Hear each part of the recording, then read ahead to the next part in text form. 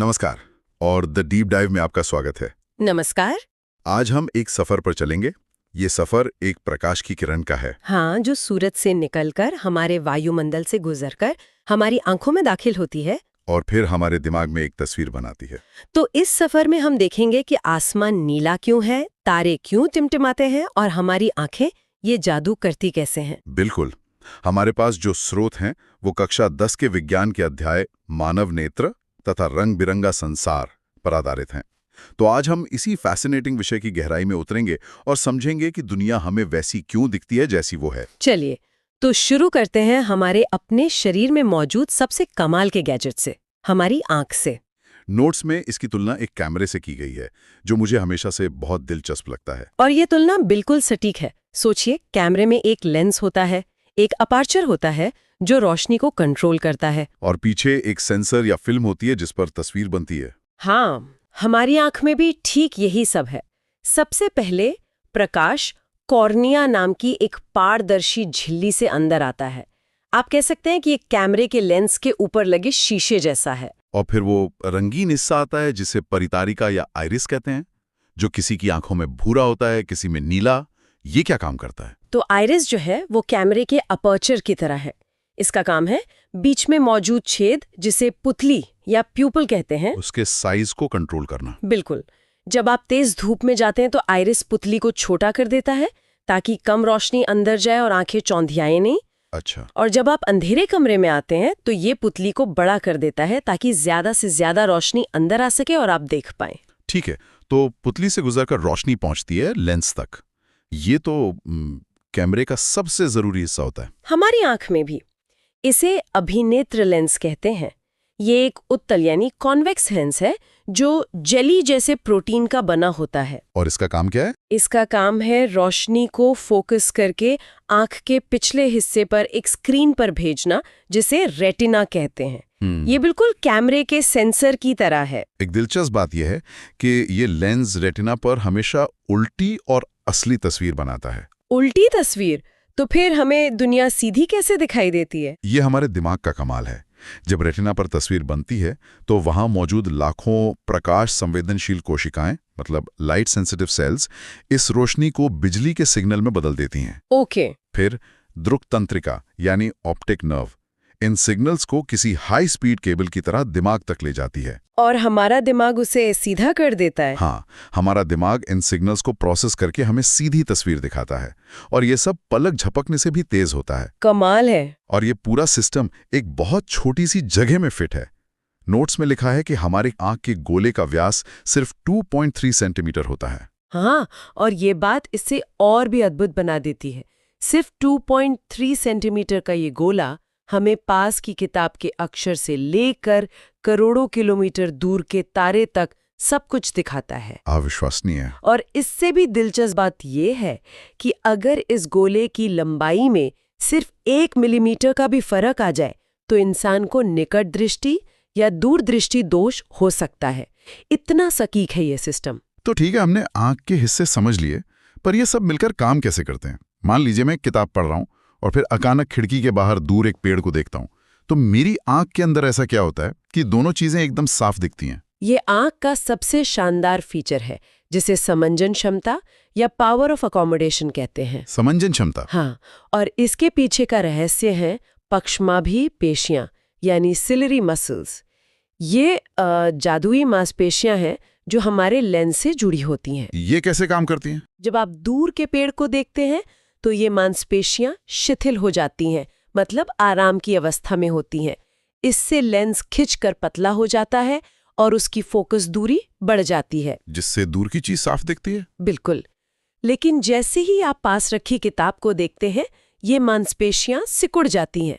वे lens पर दबाव डालती हैं जिससे वो मोटा हो जाता है। और लेंस के मोटे होती उसकी फोकस दूरी कम हो जाती होगी। हाँ, और आपको पास के अक्षर साफ दिखने लगते हैं। वाह, यानी हमारी आंखें लगातार ऑटो फोकस मोड में रहती हैं। तो क्या इसकी भी कोई लिमिट है? मतलब हम कितनी पास की चीज साफ देख सकते हैं? बिल्कुल। एक स्वस्थ आंख के लिए वो सबसे कम दूरी जहां से हम बिना किसी तनाव के साफ साफ पढ़ सकते हैं, उसे निकट बिंदु या नियर पॉइंट कहते हैं। और वो कितनी होती है? ये आमतौर पर लगभग 25 सेंटीमीटर होता है। इसीलिए सलाह दी जाती है कि किताब को आंखों से कम 25 सेंटीमीटर दूर रखकर पढ़ें। अच्छा, और दूर की लिमिट हम कितनी दूर तक साफ देख सकते हैं? एक स्वस्थ आंख के लिए दूर बिंदु यानी फार पॉइंट अनंत पर होता है। अनंत मतलब इन्फिनिटी? हाँ, मतलब हम सैद्धांतिक रूप से चांद तारों को भी साफ देख सकते हैं क्योंकि वो बहुत दूर है। पर कभी-कभी उम्र के साथ या कुछ कारणों से ये सिस्टम गड़बड़ा जाता है, जैसे मोतियाबिंद में। हाँ, कैटरैक्ट। हाँ, उसमें आंख का यही क्रिस्टलीय लेंस धुंधला और दूधिया हो जाता है, जिससे दिखना बंद हो जाता है।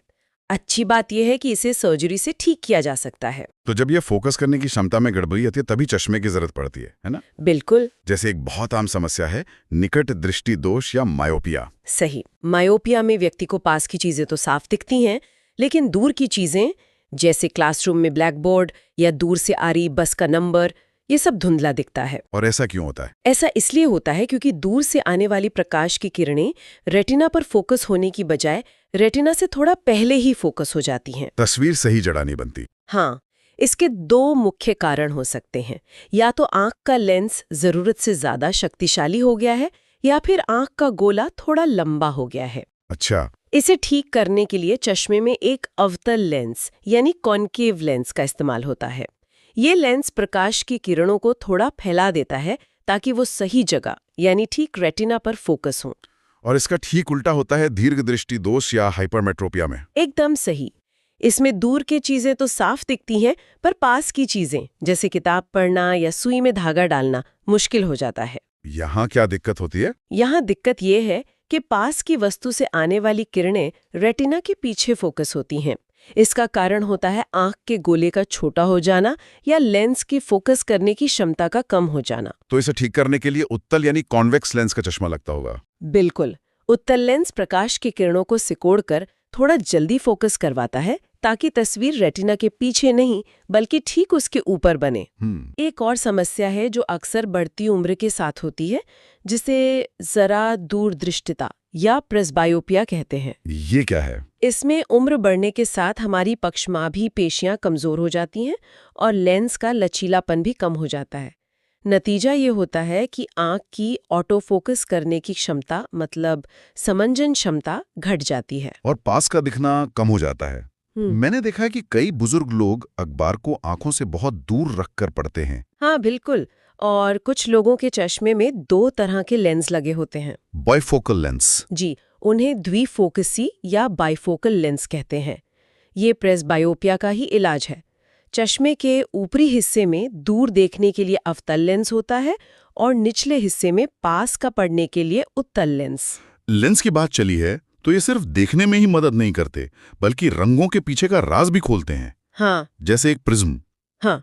है तो कांच का एक तिकोना टुकड़ा, पर जब उससे रोशनी गुजरती है तो कमाल हो जाता है। हाँ, ये विज्ञान के सबसे खूबसूरत प्रयोगों में से एक है। जब सूरज की सफेद दिखने वाली रोशनी को एक कांच के प्रिज्म से गुजारा जाता है तो वो अपने 7 असली रंगों में टूट जाती है। इसी को विक्षेपण या डिस्पर्जन कहते हैं। हाँ, प्रकाश के इस तरह अपने कॉन्स्टिट्यूएंट रंगों में बट जाने को विक्षेपण कहते हैं। और हमें वो 7 रंगों की एक पट्टी दिखाई देती है जिसे स्पेक्ट्रम कहते हैं। वही रंग जो इंद्रधनुष में होते हैं। बैंगनी, जामुनी, नीला, हरा, पीला, नारंगी और लाल। हाँ, जिसे हम विबग्योर से याद रखते हैं। पर ये अलग अलग रंग अलग अलग क्यों मुड़ते हैं? ये बहुत दिलचस्प सवाल है। देखिए, हर रंग की अपनी एक वेवलेंथ होती है। प्रिज्म से गुजरते समय लाल रंग, जिसकी वेवलेंथ सबसे ज्यादा होती है, वो सबसे कम मुड़ता है। ओके। और बैंगनी रंग, जिसकी वेवलेंथ सबसे कम होती है, वो सबसे ज्यादा मुड़ता है। इसी अलग अलग झुकाव की वजह से हमें सारे रंग अलग अलग दिखाई देते हैं।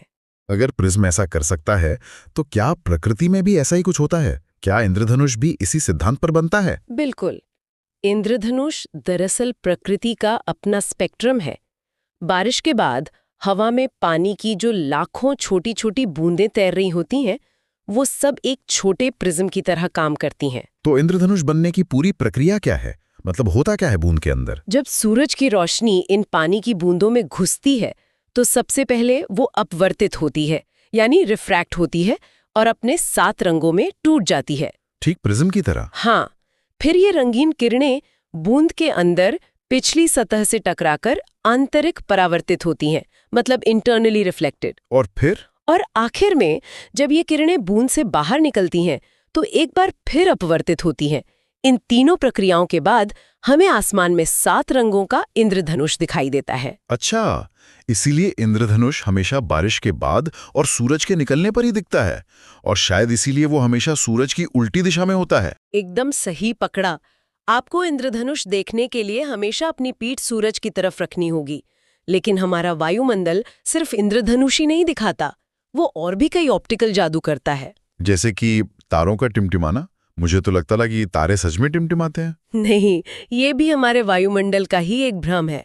इसे वायुमंडलीय अपवर्तन कहते हैं। अच्छा। तारों से आने वाली रोशनी जब धरती के वायुमंडल में प्रवेश करती है तो उसे हवा की अलग-अलग परतों से गुजरना पड़ता है। इन परतों का तापमान और घनत्व अलग-अलग होता है, जिससे रोशनी मुड़ती रहती है। हाँ, इस वजह से रोशनी लगातार अपना रास्ता बदलती और मुड़ती रहती है। जब ये मुड़ती हुई रोशनी हमारी आंखों तक पहुंचती है तो हमें लगता है कि तारा टिमटिमा रहा है। अगर तारे टिमटिमाते हैं तो फिर ग्रह क्यों नहीं टिमटिमाते? जैसे शुक्र या बृहस्पति तो एकदम स्थिर दिखते हैं। बहुत अच्छा सवाल है।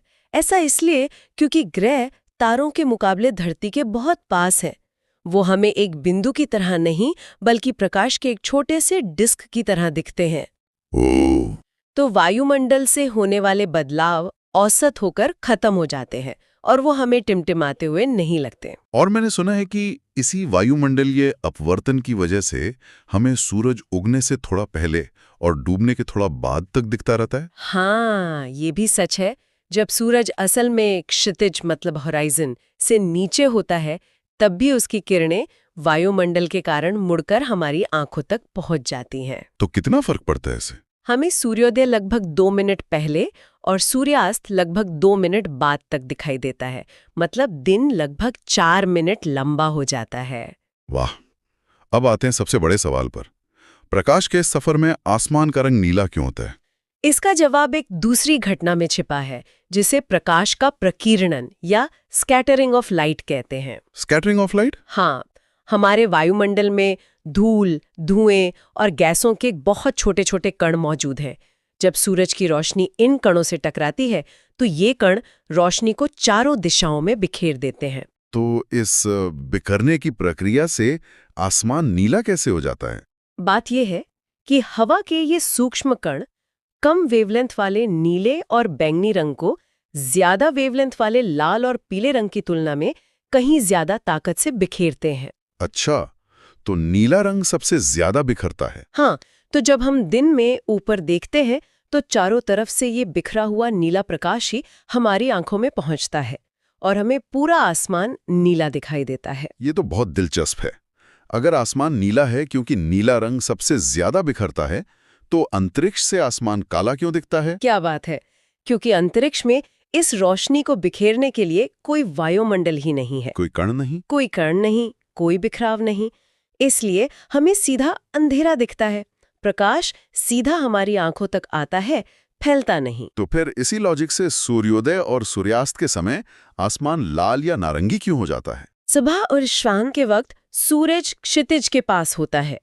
उस समय उसकी रोशनी को हम तक पहुंचने के लिए वायुमंडल की एक बहुत मोटी परत से गुजरना पड़ता है। ज्यादा लंबा रास्ता तय करना पड़ता है। बिल्कुल।